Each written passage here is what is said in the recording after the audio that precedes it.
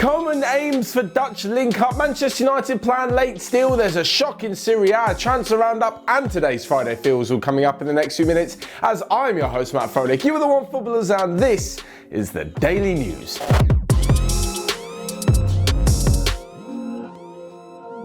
First up, a new Barcelona boss, Ronald Koeman, wants a Dutch link-up at Barcelona. I say that because he's been linked with pretty much every Dutch player under the sun. Of course, the former Dutch manager, now in charge of Barcelona, is looking at the likes of Getty, Wijnaldum and Memphis Depay to strengthen his squad. Now, when it comes to Getty Wijnaldum, he has 1 year left in his contract to Liverpool and still hasn't been offered a new deal by the club. He's definitely a big part of their team. He won the Champions League and the Premier League in the last few seasons, starting pretty much every game in that central midfield role. But on the flip side to this, if they were to sign someone like Thiago, or even sign another attacker, which would see a slight change in tactic for Liverpool, I always feel like he's the first player, certainly in the midfield, maybe the first player on the team sheet to be kicked out.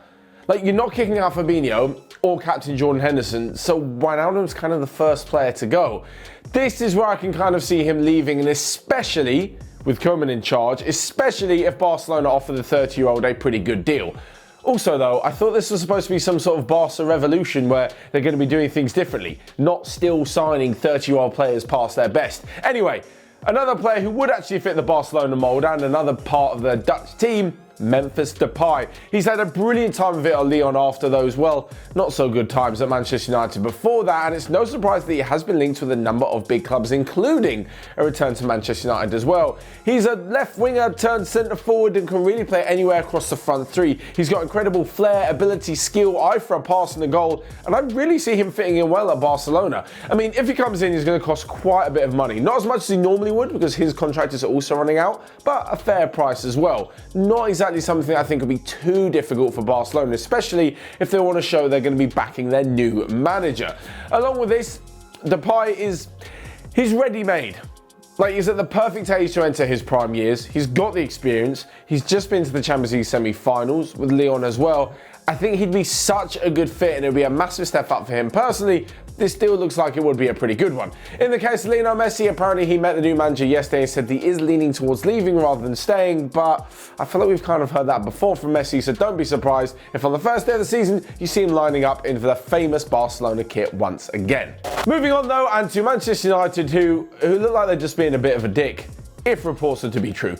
Basically, the deal that sees little defender Gabriel head to Arsenal has apparently been held up because Manchester United have shown some late interest. We mentioned yesterday that a £28 million deal is enough to tempt the defender to the Emirates ahead of the likes of Everton and Napoli, but here's where things get a little bit more complicated. Napoli wanted him because they wanted to replace the outbound Kalidou Koulibaly, who could potentially be heading to Manchester City. They'll make more money on Koulibaly than they will by signing Gabriel. They'll have a fit-for-purpose, ready-made replacement at the back as well, so things look pretty good. Of course, him moving to Arsenal isn't exactly part of their plan. So where did Manchester United come in? Well, apparently their late bid is because they're a little bit panicking about whether or not they can sign other centre-backs who are available.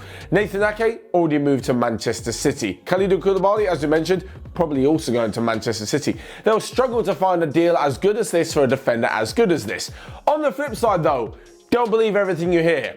I'm not believing everything I'm reading in the media or everything that probably comes out of my mouth anyway, because apparently this is all just a little bit of make-believe. These rumours could have been put out by the club themselves because they want to hurry Arsenal up into a deal.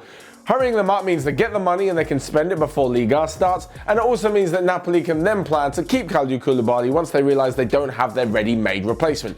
It's all getting a little bit confusing, and if the rumours are to be true, it looks like Man United are just throwing the spanner in the works for the hell of it.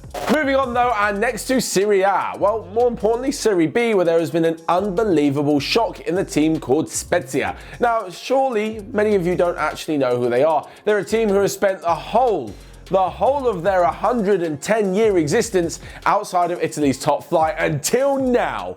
Yesterday, they lost 1-0. It's not exactly what you were hoping to hear, but because of some complicated playoff system, it now means that they will be playing in Serie A next season.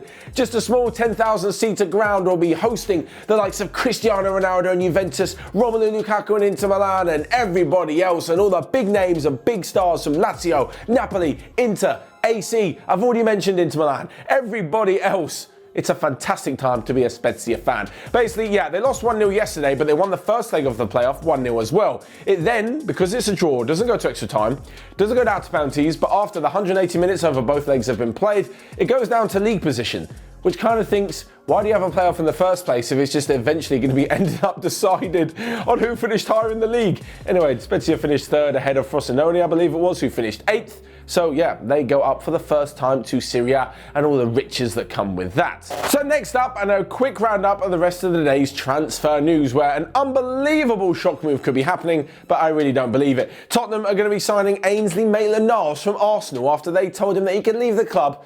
I don't quite see it happening. Elsewhere, and Fulham have signed Anthony Robinson from Wigan. The Fulham owner, Tony Khan, has had to go onto Twitter to deny reports that his club are about to sign Gerard Piqué from Barcelona. And lastly but not least, Valentin Lazaro, who was on loan at Newcastle from Inter Milan, has joined Borussia Mönchengladbach on loan with an option to buy. So lastly but not least, we come to this week's Friday Feels. This is where you guys leave your footballing predictions in the comment section down below, and we read out some of the correct ones on Monday, ahead of a massive weekend, ahead of 2 European Cup finals. What a glorious time to be a football fan.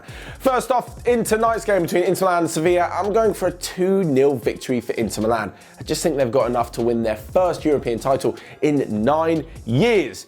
Next up, and when it comes to the Champions League, first off, I think Lewandowski's going to score because, well, you've seen him play this season. I think he's got 55 goals already. He actually, funnily enough, turns 32 years old today. Happy birthday to Robert Lewandowski, and I'm sure they'll be celebrating with a Champions League victory over the weekend because I think Bayern are going to run out 4-2 winners against PSG. It's going to be an unbelievable final either way. So there you have it. There are my Friday Feels. You guys let me know yours down in the comments section below and your thoughts on the rest of today's daily news. Whilst you're at it, you can smash the like button and click here or here to check out all of the other videos we've got going on Onefootball. But until next time, have a great weekend, enjoy the football, and I will see you guys later.